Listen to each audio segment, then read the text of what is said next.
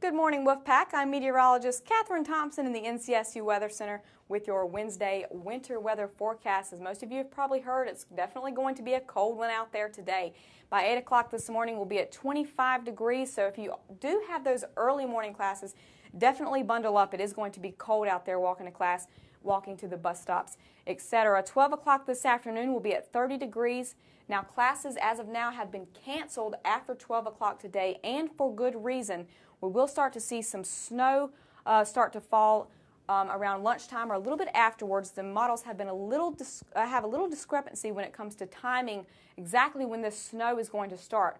But regardless, by 4 o'clock this afternoon, we'll be at around 25 degrees, and it is pretty certain that the entire state almost will be seeing some type of wintry precipitation falling. For us tonight, it could mean snow, sleet, and freezing rain all together. So we're definitely going to have to keep an eye on that with ice as our primary concern. Now, there are several factors that are contributing to this winter weather. One is we have this high pressure to our north that's funneling down cold, dry air into the state. Now, this cold, dry air is getting trapped up against the Appalachian Mountains in a process we like to call cold air damming. It's basically stuck there. It can't move. We do have a low pressure system to our south in the Gulf that's going to ride up the coastline in what we call a Miller type A formation, and this is the perfect setup for winter weather. As this comes into our area this afternoon, we will start to see that warm, moist air feed in to the cold, dry air as it's already done with another low pressure system earlier yesterday. This one's going to be even more significant. Again, warm air coming into the cold air dome, providing perfect conditions for wintry precipitation. Depending on the depth of that cold air dome, some areas can get more snow, some areas could get more sleet, freezing rain, and we'll definitely take a look at that in a second. As for tonight, that's when our primary concerns are going to be. That low pressure system's just to the south, South Carolina. That's going to be providing us again with that warm, moist air. We could see some freezing rain, especially overnight tonight for the Raleigh-Durham areas. Low pressure system starts to ride off our coast up to the north by Thursday. Freezing rain during the early parts of Thursday morning is expected. Maybe a few more snowflakes before the event ends.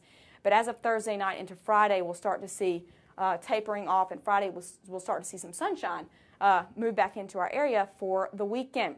Now, generally speaking, not like these are pre-recorded or anything, these are definitely subject to change, so keep that in mind. Our snow accumulations, just know that most of our snow is going to be to our west and towards the western counties, while most of the eastern counties will get more of a sleet and an ice event, which is still a concern. We could get up to a foot of snow in some places of the foothills towards the mountains. Boone, Hickory, Mount area could pick up 6 to 10 inches, and then from the Tri-Cities in Tennessee back around towards the Triad, Burlington, Greensboro could pick up at least 4 to 8 inches of snow with this event. Snow, not a primary concern here. Again, for us it's going to be ice, but we still could pick up at least 1 to 3 inches across the triangle.